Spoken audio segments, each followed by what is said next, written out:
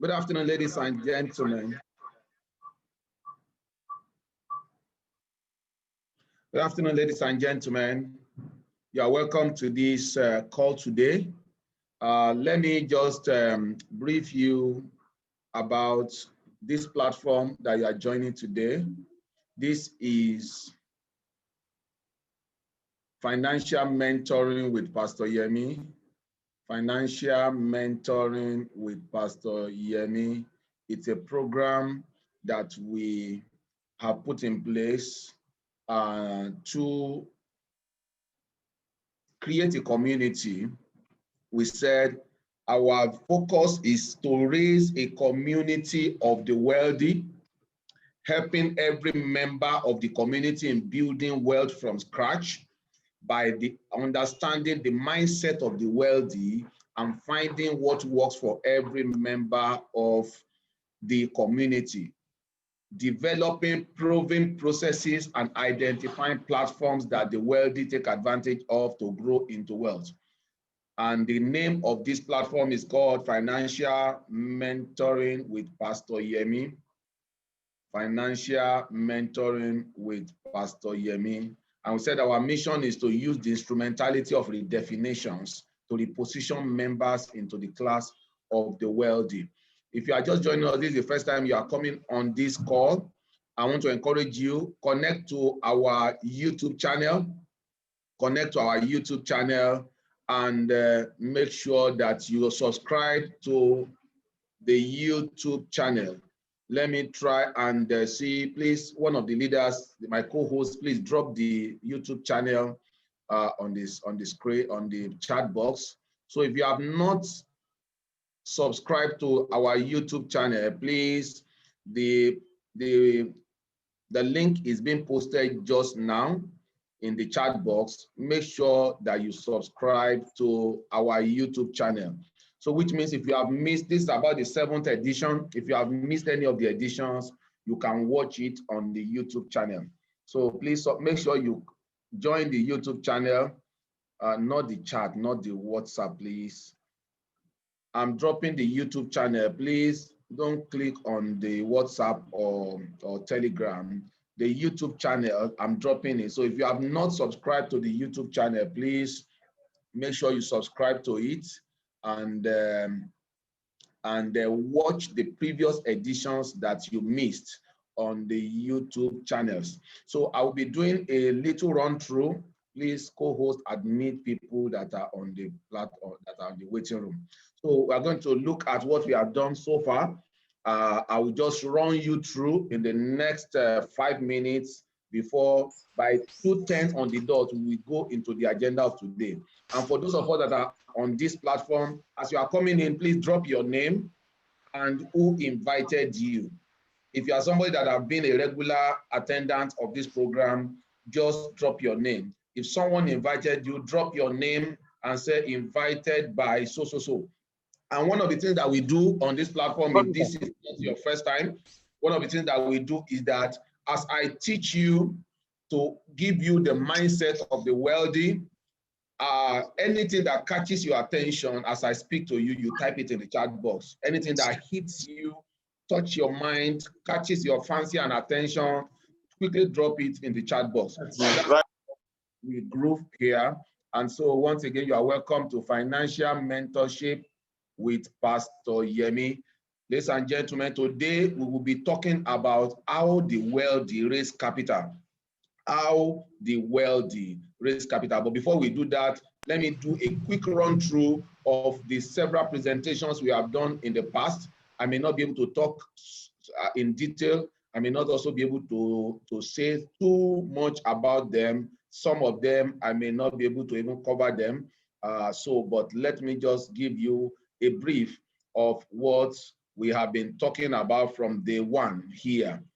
Like I said, the program is Financial Mentoring with Pastor Yemi, the journey to wealth creation, the journey to wealth creation. And our focus is to show us to raise a community of the wealthy by helping every member of this community to build wealth from the scratch through the understanding of the mindset of the wealthy and finding what works for every member of the community.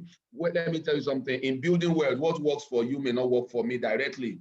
There are standard templates, but there are some things that also work for one person that may not work for the other. So we want to identify everybody's peculiarity, your kind of work, the kind of things you do, what you have been exposed to. Those are some of the things that will guide us to be able to develop a model apart from the uniform template, to be able to develop something, a plan for you. And our medium-term expectation timeline is to raise a community of the wealthy. Every member of this platform is to assure you that in the next 24 months, 2 years, you are going to be positioned in the path of the wealthy. While on the long run, in 5 years, you are going to totally be sure that you are in wealth. And I'm going to tell you how that works, because like I always say, it's the speed at which you get to whatever point depends on so many things. So some people will get to that point of wealth in 12 months, some in 16 months, some in 15 months, some in 18 months, some 24 months.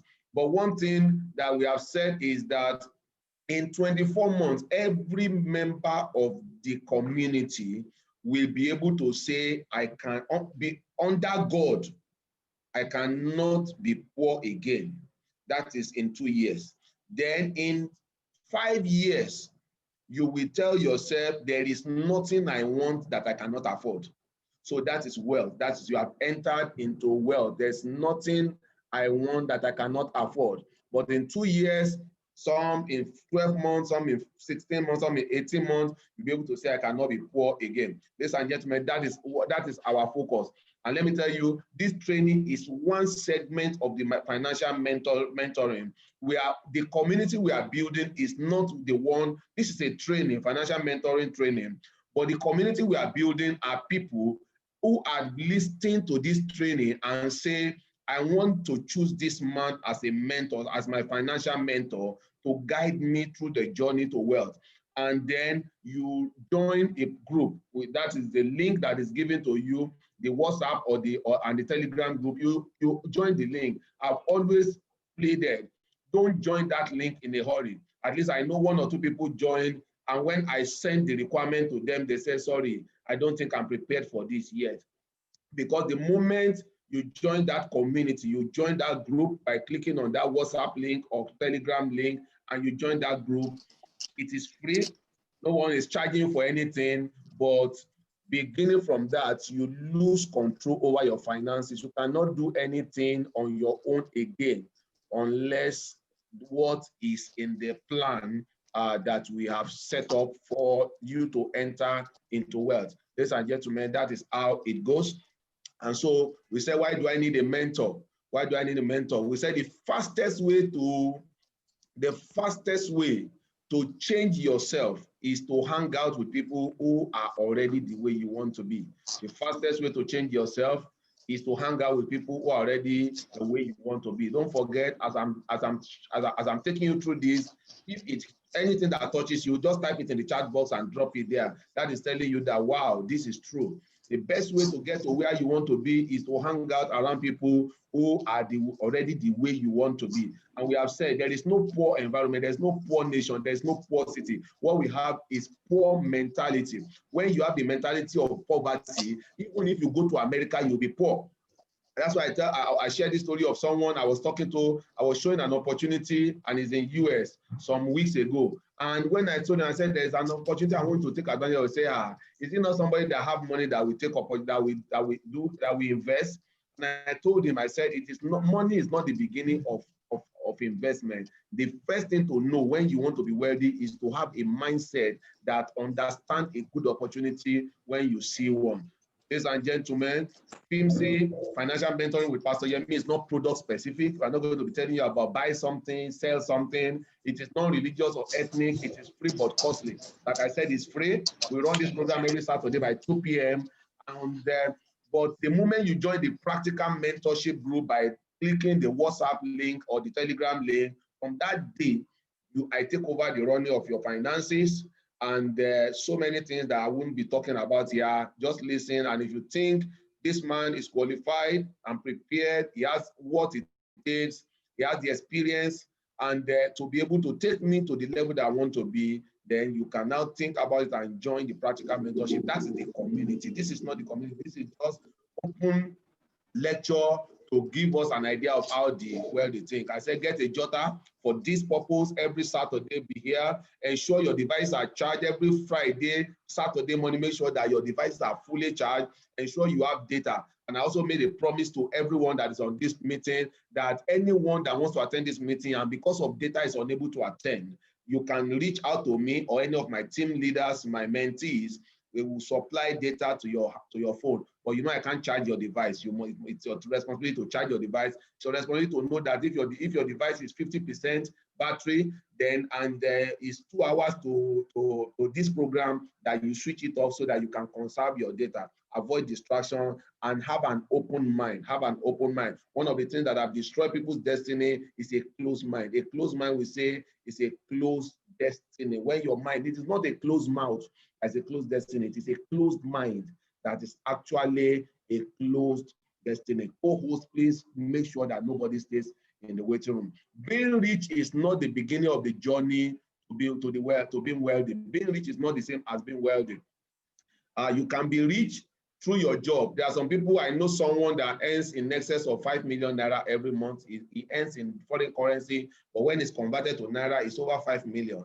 He's rich because of his salary, but that is not wealth. You can be rich through corruption. You can steal money and become rich, but you cannot be wealthy through corruption. You can be rich by borrowing. You can go to the bank. I've seen people who have gone to the bank and borrowed money and they were rich. They bought cars, they wedded, and so you can be rich by borrowing and so many other ways to be rich. But there is just a few ways to be wealthy. You can only be wealthy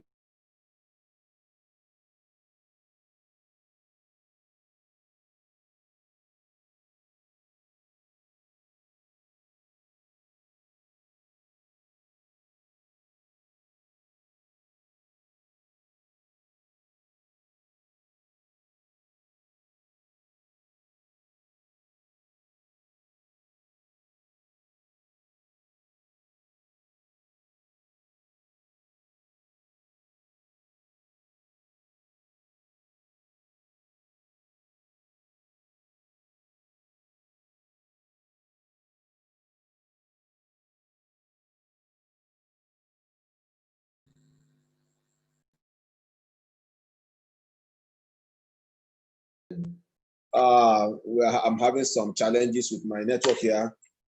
The kind of, somebody should come here. Back. The kind of results you get in life is a product of your willingness to learn multiplied by your willingness to act or change. Your willingness to act, to learn, multiplied by your willingness to act or change. So if you want 100% result in life, you must have between 1 and 10%, 10 number, 1 being the least and 10 being the highest. You must have 10 over 10 willingness to learn, and then whatever you learn, you must have 10 over 10 willingness to act or to change. It is not enough to learn. It is very important that whatever we learn, we put it to action. Whatsoever we learn, we put it to action. That is what brings about complete results. And so, like I said, my back here. And so, like I said, the kind of results you get in life will be determined by how willing you are to learn, multiplied by how willing you are to act on your learning, how willing you are to learn, and how willing you are to act on your learning. So willingness to learn is 1 to 10, 1 being the lowest and 10 being the highest. Willingness to act is also 10, 1 being the lowest, 1 being the highest. Then when you multiply them, then you have what we call your result. So the kind of results you get will be determined by your willingness to act, and your willingness to change. When you multiply, if you are willing to act by 10 over 10, and you are willing to change 10 over 10, 10 multiplied by 10 is 100. So which means that your result will be 100. But if your willingness to learn is 10, but you are not willing to change, then your result in life will be what? Will be 0. You are learning 10 over 10, but you are acting 1 over 10, 0 over 10. 10 times 0 will be 0. So ladies and gentlemen, these are the things that you need to understand in life as you aspire to get good results in life. Somebody say, I can't hear this presentation. If you can't hear this presentation also, please can you let me know? You can't hear this presentation.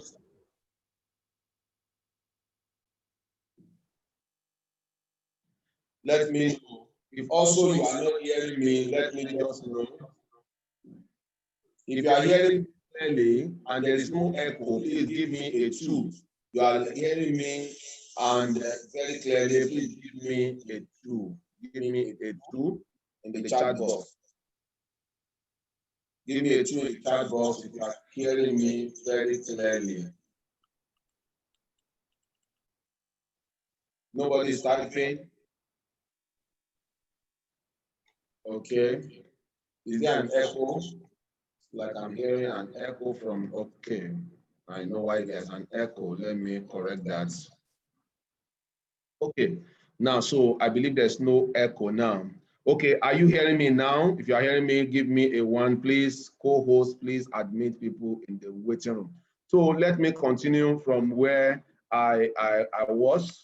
I said that the kind of result you get in life is determined by your willingness to act and your willingness to learn and your willingness to act. So ladies and gentlemen, it's important not just to learn, it's important that you act on the things that you learn. And so we also said that we also looked at 8 habits of highly productive people, and we looked at paradigm shift, the paradigm shift that you need in life to be able to become wealthy. You need to rewire your brain for success. You need to rewire your brain for success. Rewire your brain for success. Number 2, understand your negative patterns and behaviors that limit your success.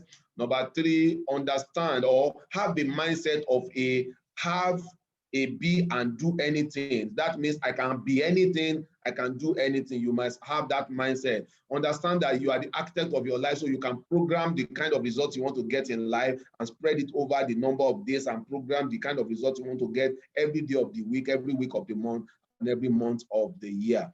The next shift that you need in life is you need to master your mindset. Many people have failed in life because they have not mastered their mindset. You need to master your mindset. You need to be able to predict yourself. Now, we move on to, don't forget that we said our mission is to create wealth by the instrumentality of redefinition. And so we began to look at vision. What is vision? We said vision is the picture of your future. That's what we have always defined vision is. Now, if you define vision as the picture of your future, then what is dream?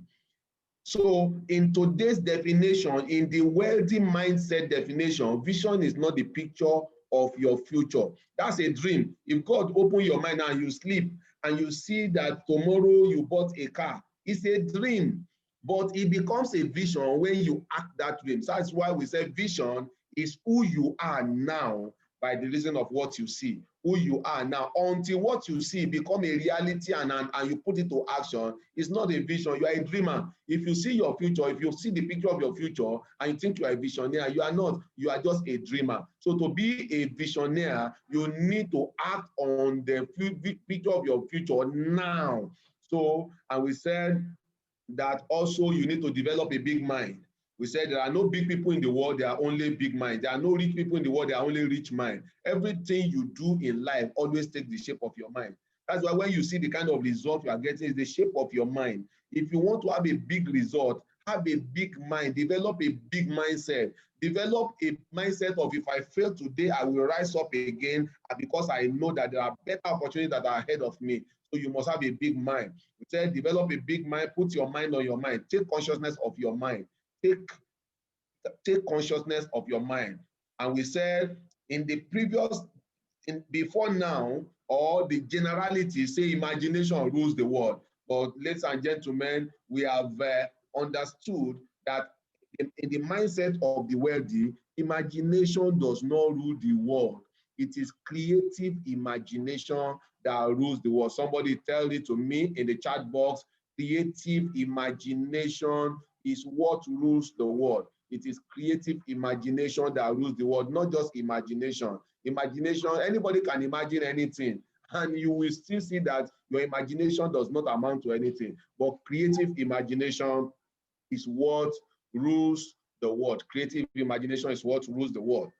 And then we said before you experience success on the outside, it starts from within. If your mind is wealthy, your actions will be geared towards being wealthy, and then you will set goals for yourself that will make you to arrive at a wealthy position. Vision, we said, is who you are now by reason of what you see. We also said inheritance is no more. Inheritance in the olden, the definition is the transfer of properties. But today, inheritance is now the transfer of knowledge and the discipline that created them. Transfer of knowledge. What I know today and I'm transferring it to you, you are not inheriting anything yet. And that's why we have created two different platforms. The first platform is to transfer knowledge. The second platform, which is the practical mentorship, is where we transfer the discipline that creates the knowledge. What I'm teaching you today, and I'm acting it, I don't just know these things. I have the discipline to be able to create it. So what we are saying is that a wealthy man does not just have an understanding of wealth, he also comes with the discipline that creates it. A wealthy man does not just know that I need to save, but the discipline to save, he has it. So he can tell himself, no, you are not going to buy this. You don't deserve this now. You don't have enough money, enough capacity to be able to service the liability that comes from what you are going to buy. You may know that you need to save money, but even if you have saved money, you need a discipline that creates that knowledge. So inheritance is no more transfer of property. Inheritance is a transfer of knowledge and the discipline that creates the knowledge. Ladies and gentlemen, last week we talked about credit. And we said credit is generally defined as a contractual agreement in which a borrower, don't forget a borrower, receives something of value and agrees to pay to the lender at a later date. But we said that's the old definition of credit. If another definition says is the ability to borrow money or access goods or services with the understanding that you pay later. That is old definition of credit. The new definition of credit is that credit is not borrowing or lending. Credit is a trust. That this was what we dwelt extensively with on last week Saturday, that credit is not borrowing and lending. It is not a borrower and a lender. Credit is trust. And look at the new definition of credit. Credit is the trust which allows one party to provide money. It's not, you can see it's not borrowing money or lending money. It's providing money or resources to another person, and where the second person will not reimburse the first party immediately, but promises. So we took our keywords in the definition of credit from the mindset of the wealthy, that credit is not borrowing and lending. Credit is a trust in which I give my promise and somebody gives his resources. That's why to a wealthy man, his promises are more valuable to him than the money you are parting with. So a wealthy man will not just sign a document because he needs 1 billion naira urgently, because that signature to him is more valuable than the 1 billion that is borrowing for you. So there is no borrowing already when it comes to credit. And that's why last week we looked at how do we expand and improve our credit status. Because it's very important. One thing that will help you the journey of wealth is to be able to have a solid credit status, not a borrowing status. That's why I said if you get money on a promise and as a credit and you fail the credit, you have failed in the trust. And the next time you come to this person, he will tell you stories that he doesn't have.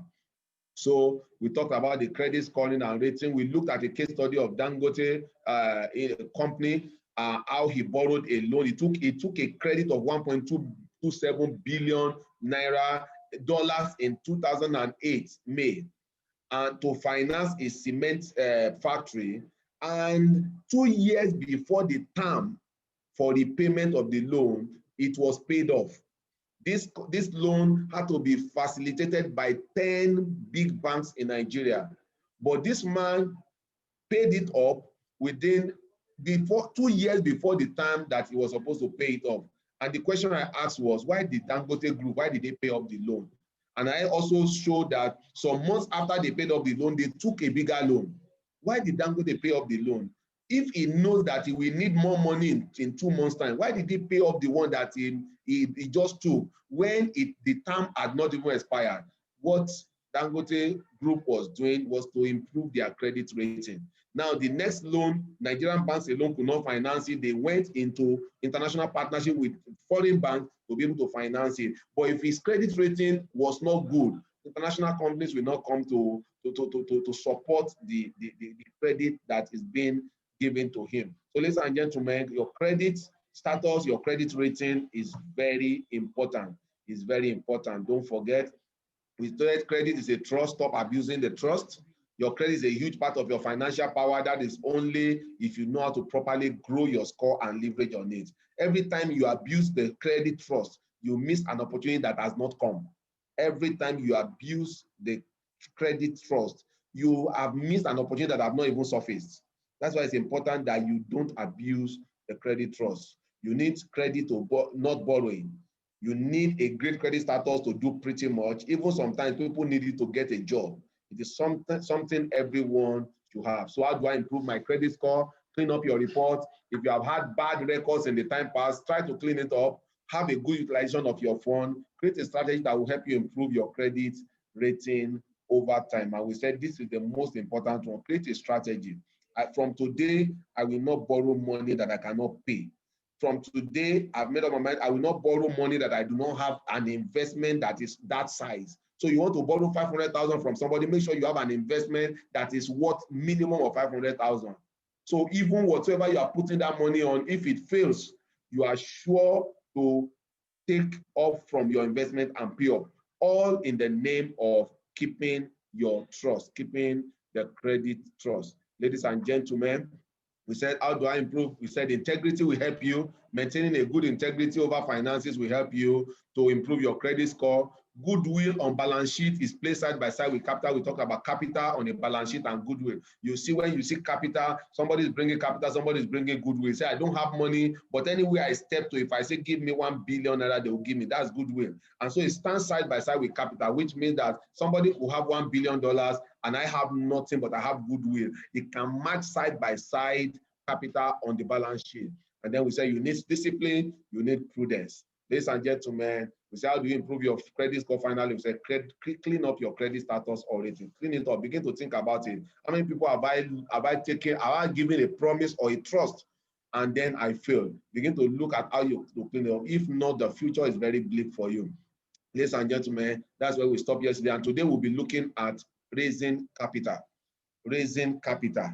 One of the things that will help you in the journey to wealth is how massively you can raise capital. If you look at the example we cited last week of Dangote, Dangote set up a cement factory that was worth, the factory was worth much more, but the loan he needed, I believe that he had already gotten his, the land probably and a few other things, but he needed some loan to be able to do the building of the factory, and he had to take $1.27 billion.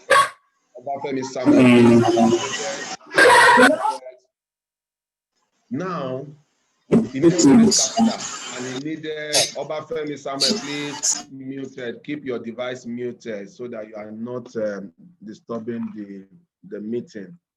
So he went for a $1.27 billion finance. Now, if he never had that finance, he wouldn't have built that cement factory. Now, ladies and gentlemen, many of us have a lot of concepts and ideas in our mind that we have not been able to finance 10 years, 20 years down the line, 5 years down the line. Why? Because of our inability to raise capital.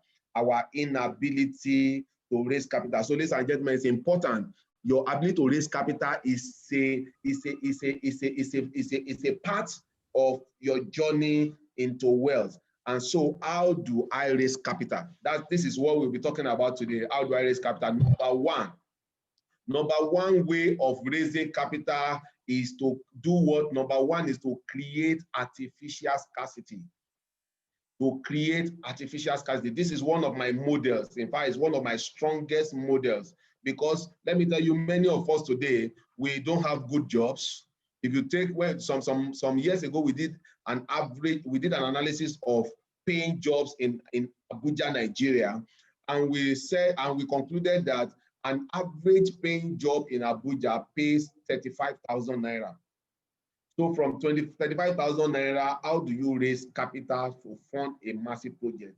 It's almost impossible. Many of us have missed the opportunity of coming from the family of the wealthy. Our parents and fathers, mothers were not wealthy. Many of us have missed the opportunity of marrying from a wealthy family, so our wives and husbands didn't come from a wealthy family. Number three, many of us have missed the opportunity of mingling in school with the wealthy children, and so that we can also rub off on us and we become wealthy. Ladies and gentlemen, if you have missed these three opportunities, then it becomes very critical on you to really sit down and tell yourself, I need to find a model to raise capital. Ladies and gentlemen, the best model that I've worked on people who are desperate to become wealthy, but they have no connection to the wealthy, is to create what we call creating artificial scarcity. What do we mean by creating artificial scarcity? Creating artificial scarcity is to look at what you have, is to tell yourself that, what if I don't have what I have? What if I don't have what I have? You can type it. What if I don't have? And I'm going to give you an example. And I did this with my practical mentorship group, and we looked at it. Let's take an example of the COVID-19 situation. Many of us were badly hit. I know some teachers, private school, especially teachers that are here today that never earned a salary or a salary for upward 5 months. Now, all those 4 months that you didn't earn salary, and probably if you're a man, maybe your wife is not really having a monthly paying job. If you're a woman, maybe your husband does not have a monthly paying job, and for 4 months you didn't earn a salary. What happened? And you are here today. That means that you actually can do away with having an income. You actually can do away with having an income. For example, I also know schools and some organizations that cut salary by 25%. I consult for a company who cut salary by 75%. So which means if you were earning 100,000, you'll be earning 25,000. And so I asked, all the years that you earned 100,000, what were you able to achieve? Practically, most of the time, nothing really. Now, for the 4 months that you were brought to, or for down, maybe it's even a permanent thing until the total effect of COVID-19 is rolls away, we have cut the salary by 75%. So now that you are earning 25,000 instead of 100,000, in the last 7 months, 8 months, what has happened to you? Have you stopped eating? Your family not eating? Are you not moving? You know, you just discover that our expenditure profile grows most time as our income grows. So when our income is broken down, when the source of our income is cut drastically out, you discover that you will still survive. You will still survive. I've not seen, that's why somebody said, hunger don't kill. Hunger don't kill. You know, so you discover that you can lower your expenditure profile. You can live like COVID is still in town. And all through COVID, I didn't earn salary. And yes, somehow I managed. It may not be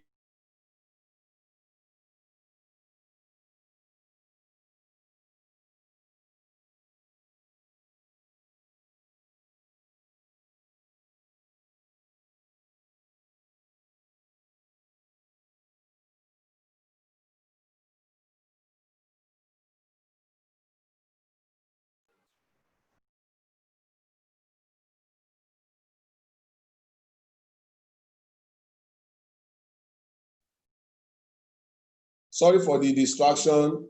Sorry for the breakdown. We keep having the back and forth of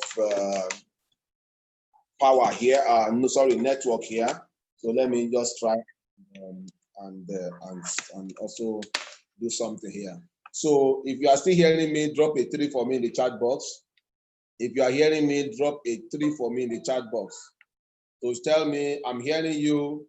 Please drop a 3 for me in the chat box. Thank you. If you see my studio here, I have 3 gadgets here set up, running side by side, so that in case one fails, the other one will come up. So at least with that, I'm able to come up at any time there is a failure. Ladies and gentlemen, that is what we do to ensure that this program continues unhindered. So I was talking about artificial scarcity. So that means that after the pandemic, you can tell yourself that that 75,000 is no more going back into spending. The 75,000 is no more going back into spending. It will go into capital, raising of capital. It will go now into raising of capital. And so that way you discover that you have gained 75,000 as capital and you build it over the next 10 months. You'll be shocked that in 10 months, you have for the first time in your life raised ₦1 million. Raised ₦1 million in the first time in your life. Why? Because you created an artificial scarcity. Ladies and gentlemen, this is one of the best ways that people like us who never had from rich families, these are the opportunities that we have taken. This is a model we have used for many families to move out of serious cases of lack and to be able to enter into their wealth. And so one of the ways to raise capital, as we said, is to create what? To create artificial scarcity. So ladies and gentlemen, begin to look at your finance and tell yourself that you need to create artificial scarcity. Almost every one of us needs to do it at some point in our life. You need to pretend like there's no money in your pocket even when you have money. And so as you begin to do that, you begin to divert what you are able to raise from that in building a capital. The capital that will help you to push into investment opportunities so that in a little while from now, you are among the people that will say, yes, I'm no more poor. I'm in the category of the wealthy. So ladies and gentlemen, if you understand that very well, begin to profile your finance from now and tell yourself, in my practical mentorship group, we have a model that everyone in my practical mentorship group must create artificial scarcity for the next 2 years. Creating artificial scarcity for the next 2 years, such that minimum of 50% of what everyone earns is pushed, is driven as capital and invested, and then the journey to wealth begins. Ladies and gentlemen, one way, that is one major way by which the wealthy have built their wealth. Ladies and gentlemen, let me move back to my major platform.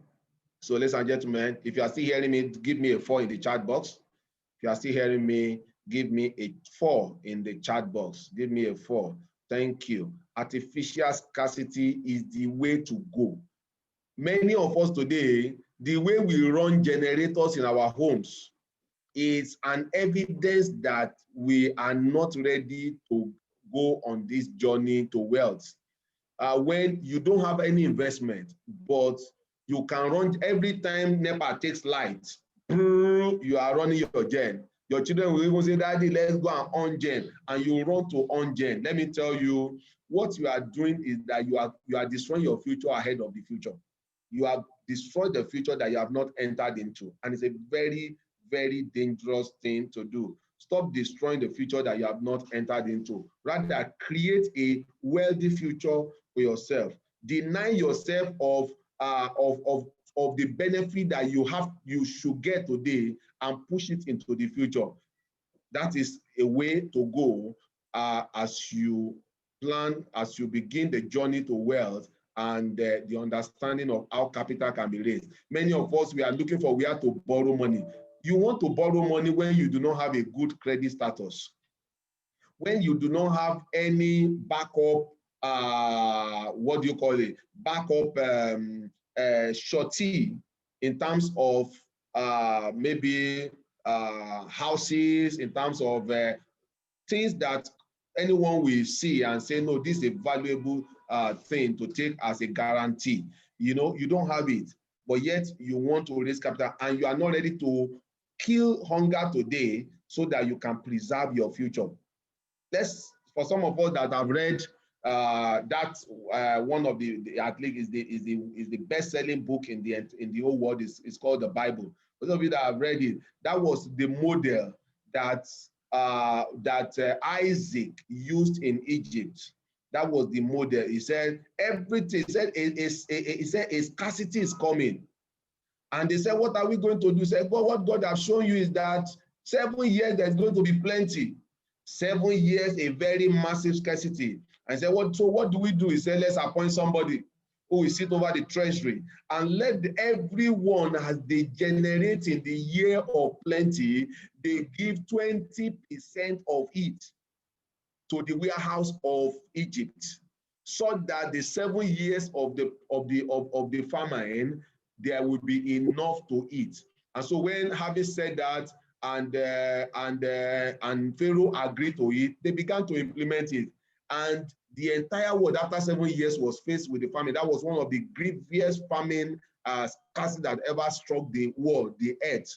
And so, but every nation experienced it. Egypt did not experience it. Why? That is the reason why a few people during the pandemic did not feel the pandemic. Why? Because they used the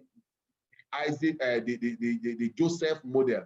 They had always saved in the time of plenty, and so that what Joseph was saying is, Pharaoh, sir, let's declare artificial scarcity. Number 2 way of raising capital as we begin to move towards the end of this program is selling off liabilities. Many of us have too many liabilities, garbages on our heads. Many of us have too many liabilities. That generator you are running and not having a 500,000 investment is a liability. You are not qualified for it yet, sir. Ma, you are not qualified to own a generator until you have an investment that is worth at least 1 million naira. I mean, even as little as what do you call it? I pass my neighbor is. As little as I pass my neighbor is, you are not qualified to have it until you have an investment that is worth minimum of 1 million naira. But today, many of us, that generator is our life. If there is no light, we are like dying. We are like frustrated.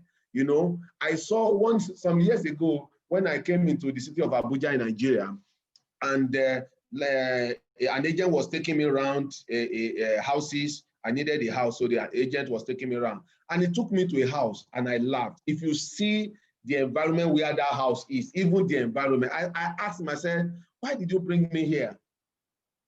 You know, like more like saying, you know, they look face, you know, because it was a very dilapidated environment. The roads was bad. There was no single roof in that environment that was white.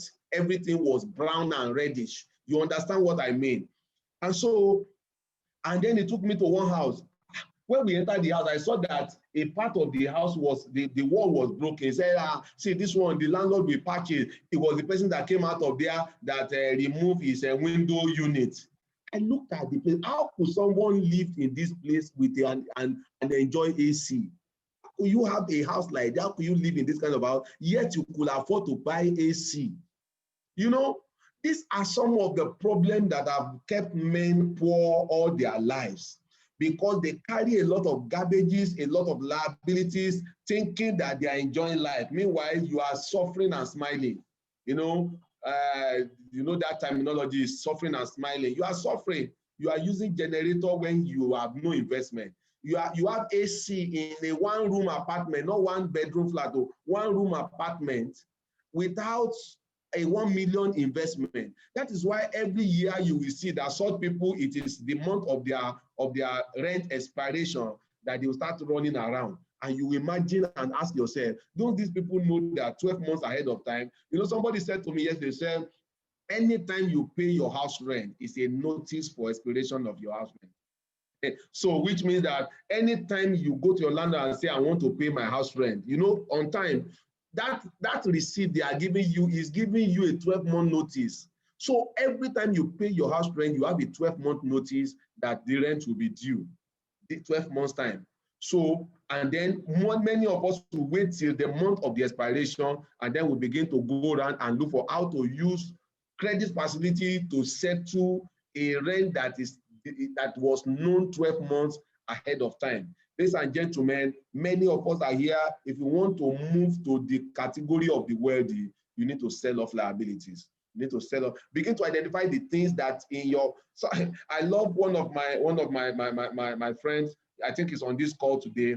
He told one of his friends. He said, "You have a car. What are you doing with this car? You have a land. Let me tell you, the reason everybody is buying land in the bush is because of all of this problem. If you will create artificial scarcity and sell off liability, you discover that in a year's time, you can buy a land inside the city. You can buy land, but we are not always willing to defer our benefits. You know, one of the things that we must learn to do is to defer your benefit. Keep your benefit, let it wait. One of the very wealthy young men I've met of recent was telling me he met a man who wanted to buy a house for $50,000, and he told the man, he said, sir, he introduced a business to the man, and the man said, I know the money with me, I want to buy a house. How much? I said $50,000. I said, sir, can you delay buying the house for 1 year, and then at the end of that 1 year, you buy 3 instead of buying 1? Say, how is that possible? He said, then he began to explain the logic of how it works. Then the man said, wow, it was a general in the army. The man gave him the $50,000. He was put into an investment at 12. In fact, by 11 months, the man was already in fact, he had more than 3 times of the money. In fact, now having seen the opportunity, he said, I'm not going to stay by. Ladies and gentlemen, I can see I've gone up on that line again, but I'm sure I'm back up here. So if you are still hearing me, give me a 4. If you are still hearing me, give me a 4 in the chat box. Give me a 4 in the chat box if you are still hearing me. So thank you.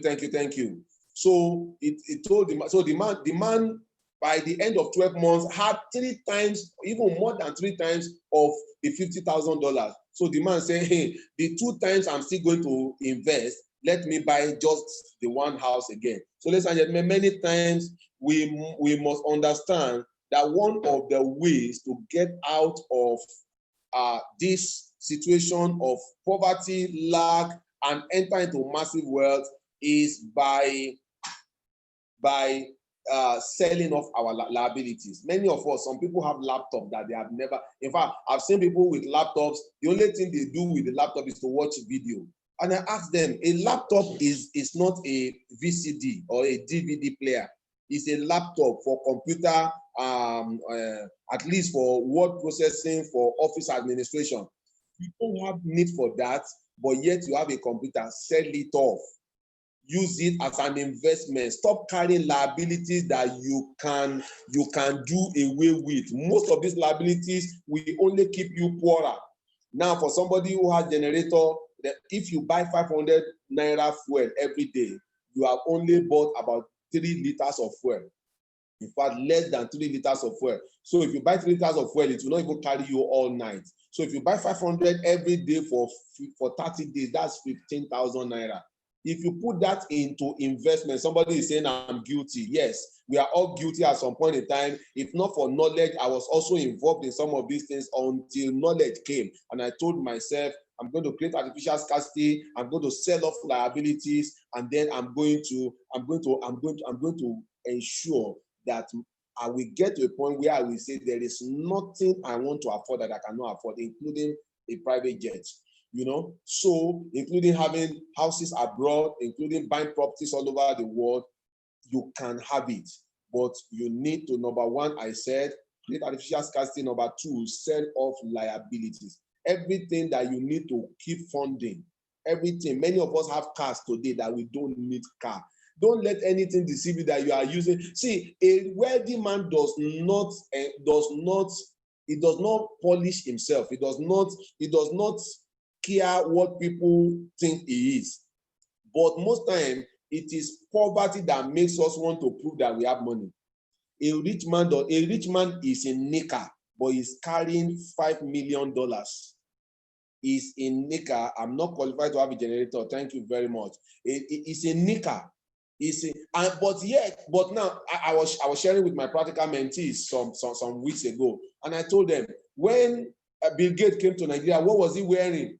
He was wearing a jean and a shirt rolled up, a long sleeve shirt rolled up. When this guy came, Mark Zuckerberg, what was he wearing? He was wearing a jeans and sneakers. And it was work, but if it is you now, you want to, if a Nigerian or somebody traveled out of the country and wants to come back, he's washing dead body over there. He's selling food in McDonald's over there, but he wants to come and pretend to be wealthy. Before he's coming, he will take credit there and buy a car and ship it to Nigeria, so that as he's coming, he's driving around. People say, Americana has come. We even spend money to prove that we have money. If a wealthy man does not even need to let you know he has money. Take him. In fact, you can bullshit a wealthy man on the road, he will walk past you. When you see us here and we are saying, don't you know who I am? Don't you know who I am? It's a sign of poverty. If you are a wealthy man, even when people try to it's because they don't know who I am. The moment they know who I am, they will respond positively to me. And so I don't need to prove it. You don't have to prove what you have.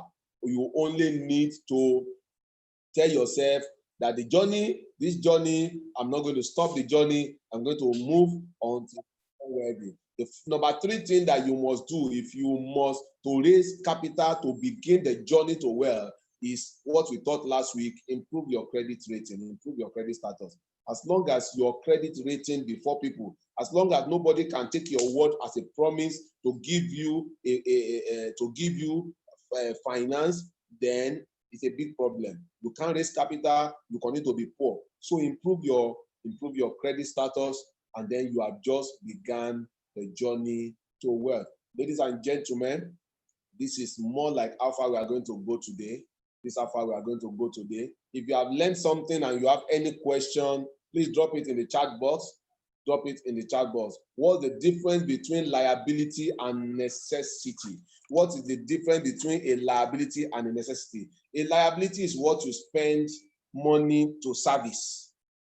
It looks like an asset, but you still have to spend money to service it. Now, what's a necessity? Let me tell you what is necessity. Necessity is food. Necessity is food. Beyond food, let me even let you know that food is the only necessity. Housing is a necessity that can be funded by an investment. Let me also say here, as we have always told our practical mentees, that anytime you go to work, anytime you go, remember, whether you are a civil servant, you go to work, you sweat. If you are a teacher, you talk from morning till evening, you sweat. Even when you are not sweating, somebody will say, but I'm in AC, I'm not sweating. When you bath in the night, why do you see dirt come out with the soap? Why do you see dirt? It's just that the AC is calming down, is suppressing the sweat, but the sweat is coming out, is in your body, is stuck into your body. That's why no matter what AC you enjoy, when you get home and you bathe yourself, you will discover that you still have a lot of dirt coming out. So you sweat. If you work as a laborer, you sweat. If you work as a teacher, you are sweating. If you work, there is no kind of work that you are doing that you are not sweating. And in the concept of the wealthy, any money that comes out of your sweat is not meant to be spent on consumption. So your salary is not meant to serve you for feeding, for feeding The only thing you are entitled to take out of your salary is your tithe, if you are a Christian, and number two, your transport to and fro office. That's the only legitimate thing. Any other thing you buy from that money is called spending or eating blood money. For some of us in Africa, we understand what it means eating blood money. You are eating blood money. If you feed your children with your salary, you are feeding your children with blood money. And it is dangerous for them, because anyone that eats blood money is a witch or a wizard. It is only witches and wizards that sucks blood. So if you are eating your salary, you are eating blood money. You are feeding your children with blood money. In fact, you are invoking the spirit of the gods to fight you. So what do I do? Make sure that you have something that you are investing in that can provide food for you. Monies that are meant for food and for your consumption are money that your investment produces. Any money that is not produced from investment is blood money. Any money you earn by sweat is blood money, and it is not meant to be eaten. Don't feed your children with blood money. Tell yourself, I will stop feeding my children with blood money. I will stop feeding my family with blood money. I will stop. The reason you are seeing ghosts in the night is because the house you paid it with your salary, you paid the rent with your salary. You will keep having bad dreams in that house. It is not fun. It is the truth. Because the moment you start seeing, many of us today, when our rent is going to be due, you start seeing you start seeing that your house, your landlord died. Anyone that dreams that his landlord dies is dreaming to die, because the landlord used his time and spent his money to build the house. So that's the reason you see you have bad dream. Stop paying your house rent with your blood money, with sweat money. Sweat money are called blood money. Stop paying house rent with it. If not, you'll be having bad dreams. You'll be struggling. You'll be troubling your pastor to come and anoint your house every day. Why? Because you are having bad dreams. The reason is not far-fetched. In the journey to wealth, the reason is because you are using your sweat money to pay the house rent. So tell yourself from today, I will use all these methods, including creating artificial scarcity. I will use the method of improving my credit. I will sell off my liabilities and to build investment that can feed me. Then when that investment feeds you, over time, the profit from the investment will pay your rent. The profit from your investment will buy cars for you. Then that is when you start having bad dream in that household. So, ladies and gentlemen, that is the way it goes. But how do you feed your family if you don't secure a job? The way to feed your family is to create. If you don't secure a job, then you don't even have the blood money. So how do you feed yourself? Let me tell you, most people ask people, I've been in that situation before, that have no job, have no salary. Ask me how I fed myself. Somehow, some 500 naira will drop, some 1,000 will drop. Somewhere, God has a way of doing it, and I don't know how it happens. At least I know that I've never stayed for 3 days without eating, even though I lost my job and I lost everything. So what happens when you, for example, you say you don't have a job, but you are living in a rented apartment, so your rent will be due. When your rent is due, what will you tell your landlord? So what you should do is that 1 month, 1 year, 6 months ahead of your salary being due, don't wait until your salary is due. Source for the rent and invest it. The same person that borrowed you that money on the day your rent was due will have borrowed you the money 1 year before then. So pretend like your rent is due now, even though it's going to be due in 9 months' time, and go sourcing out for the rent. Either by borrowing, either by begging, source for the rent. The way you will have sourced for it in 9 months' time, source for it now. Then invest it. Come to a mentor like me, a financial mentor like me, let me guide you on what to invest it on. Then when you invest it, when that money is due in 9 months, you will not just be paying your rent, you will pay back your loan. You pay back your loan. So you cannot tell me there is nobody that have no job, no salary, and did not eat for 1 week. somehow some things will drop. There is just a way it drops because we live in this is Africa where we live in the midst of ourselves, just like that woman told Elijah. We live in the midst of our people. So somehow it may not be falling like how you need it, but 500 withdraw, 1,000 withdraw. Those monies are meant to be invested. What can I do with this so that the real money that I can spend can come in? Ladies and gentlemen, how to go about it. Do we have any other question again hanging there? So from past experience from wrong investment, how many times can one keep trying to be able to make even financially? Let me also read from the Bible. The Bible says that the righteous man falls how many times? 7 times. But he still rises again. That is the way the journey to wealth is. If you fall and you stay on the floor, you will remain on the floor and you will die on the floor. So the fact that you had a previous negative experience, what it just tells you is that you need a guide who can guide you. When I was showing some people some experience, some investment opportunities, and they told me, but I've done this type before. I now told them, I said, give me the one you did. Tell me the story about them. I read about them, then I now said, look at the difference between the one you did and this one that I'm introducing to you. They are different. And look at why this one failed. I was still talking to 2 people yesterday. I gave them 1, 2, 3, 4, 5, 6, why one failed.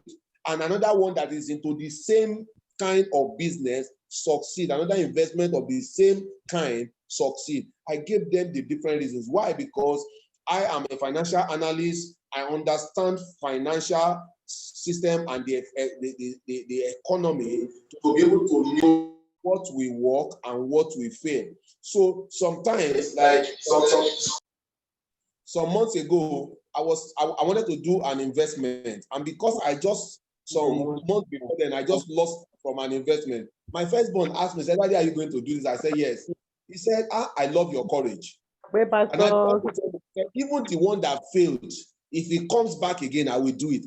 He said, "Why?" I said, because every parameter that I needed to check, I checked it and it was fine. The fact that he failed, I now told him the reason why he failed, because it was change in government policy. And that's why many times when we want to do any investment that is around our nation here, we must be a bit careful. We must seek further counseling and support to be able to look through the investment and see whether it's something that has high probability of failure. Because a government comes in today and they don't and support this. Some weeks ago, a regulator in the financial system came out to say anybody that is doing cryptocurrency, the account should be closed, the account should be blocked, the account should be frozen. Now, that is where we are. Because they do not have sufficient information of cryptocurrency investment, they felt it was not good for our environment. And so they made a proclamation. Assuming cryptocurrency was being managed in Nigeria, that could have led to the death of cryptocurrency. Meanwhile, it's one of the biggest wealth-making idea in the world as we speak today. But because of lack of knowledge, because of policy somersault, if somebody came and said, nobody should trade in cryptocurrency, if you see any sign of cryptocurrency on any account, frozen the account. So that is why we need to tread softly when we are doing business around here, especially investment around our client here, because there are policy somersault, there is government or regulatory ignorance sometimes that they don't even have sufficient information over what they are legislating about. Ladies and gentlemen, that is why some of these things fail. So you need to understand it. And like I said, that's one of the reasons you need a financial mentor to guide you through all of this. So that is how. But the important thing to know is that if you fall, if you take a wrong step. Somebody was sharing with me last Monday, Tuesday, how they went into Pennywise. And I told the person, this is the reason Pennywise failed. 1, 2, 3, 4, 5, 6. And then, I showed the person. If the person had the opportunity to interact with me before investing, probably would not have done that investment. Ladies and gentlemen, these are the things. That's why we are running this program and we are building this committee so that we can guide people on the right and the wrong things to do. And sometimes it does not mean that you will not suffer 1 or 2 setbacks, but the journey is for the wealthy is always moving on, moving up, moving up. You won't say because you suffer $2 loss here, $5 loss here, and you see a 1 million opportunity, then you miss it. Ladies and gentlemen, that is how to go and grow your investment. We are beginning to round up. If you have any question, please drop it. Drop it. Yes, stop eating blood money. Not feeding your family with blood money. We have talked about the difference between liability and necessity. Make sure that what you classify as necessity are true necessity. Delay gratification. What you do, part of what you do, delay gratification. Stop living large in poverty. Stop trying to impress people. You don't need to impress anybody if you are wealthy. That's why you see somebody said, if a king is in Nika, he's still a king. Whether he put on the crown, he put the rod, he put the mace, whether he's in Nika or in Agbada, he's a king. So don't try to impress people that you are wealthy. When the wealth comes, even if you are hiding it, it will become impossible to hide. Ladies and gentlemen, this is where we are going to end today's teaching. If you have enjoyed what you have learned today, just type in the chat box one or two things that you have learned that excites you. Tell me one of the things. If you have not joined, if you have not subscribed to our YouTube channel, I'm going to drop the link to our YouTube channel now so that the previous editions that you have missed, you can watch them. You can play back and watch them on our YouTube channel. So I've dropped the YouTube channel link for you in the chat box. If you subscribe to the YouTube channel and watch our previous edition, because sometimes you even need to start from the beginning and understand what we have been talking about from the beginning. Number two is that having listened to this, if you made up your mind that you want me to practically mentor you into wealth, and we said our a community of wealthy people with wealthy mindset, and we said in 24 months we want everybody in that community to have moved to the status of the wealthy, and then in the long run, in 5 years, we want them to be able to say, if they are mentioning a wealthy man around me here, I would be definitely in the list. So we are saying in 2 years you'll be able to say, I can never be poor again under God. Then in 5 years you say, yes, I'm in wealth. There is nothing I want to afford that I cannot afford. Thank you very much. Please drop what you have learned. Stop living large in poverty. Stop eating blood money. Sell off your liabilities and build your capital. Also create using artificial scarcity to build up capital. Deny yourself of today's benefit for a greater one tomorrow. Tell yourself, I won't feed myself and family again with blood money. So if you want me to practically mentor you, please don't be in a hurry to join the practical mentorship group, because like I said, I don't want to join and go out. The moment you join, it's a difficult thing, but you are sure that if you are in that group, in 24 months, you will beat your chest that I cannot be poor again. And so if you want to join, I'm sending the link, but please think twice. Don't just join for joining sake. If you are not yet convinced, wait till another training, listen to the next topic again, watch our YouTube channel, listen to all the topics that we have covered in the past, and maybe you'll be convinced that I'm a worthy mentor to mentor you in the financial, so that you can go into wealth. So if you want to join the practical mentorship, my practical mentorship, you can click any of the link I just sent now. It's a WhatsApp or a Telegram group, but please don't click it if you have not prepared your mind. In that place, because we say immediately you join, every income that you earn no more goes to you. I decide what goes to you. That is how it runs there. And that's why we are not missing what about it. A few people that are already there, they are happy they are there. They know that they are on a journey that they cannot go back. Thank you, ladies and gentlemen. Thank you for coming. Let me tell you that I also run another program tomorrow. I run another program tomorrow where I introduce you to some of the platforms, some of the products that the wealthy have used to enter into wealth. Today we are not talking about products, but tomorrow I'll be talking about products. I'll show you opportunities where 1, 2, 3, 4, 5 places where you can put your money, and in 12 months you have multiples of them. So join me tomorrow on this same link by 2 p.m. and then we'll be looking at product-specific discussion. Considering the environment we live, how will it be possible to feed one's family without using one's earning? Is by understanding this thing now, creating artificial scarcity, putting your income into your, that's why when in the practical mentorship is better explained there, because what we do, we don't say don't feed your family, but I can, if it is 10%, Like I said, how did you feed your family during the pandemic? For many of us that we had our salary totally truncated, how did you feed your family? Did your family not feed? So what we do as mentors is during this period, we create artificial scarcity. So maximally, you have 20-30% of your income to manage to feed your family. 70% goes into investment, and you'll be happy for it in 12 months, or minimum 12 months, you'll be happy, or maximum 12 months, you'll be happy that you have starved your family, but they can never be hungry again.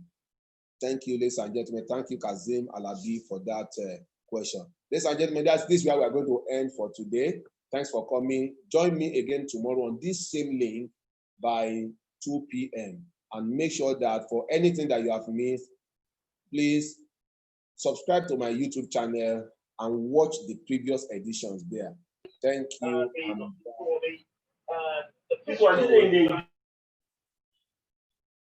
So the way we celebrate ourselves, to enjoy this, just drop a 777 for me in the chat box. 777 777 in the chat box. Thank you, thank you, thank you. 777. Thank you, and bye.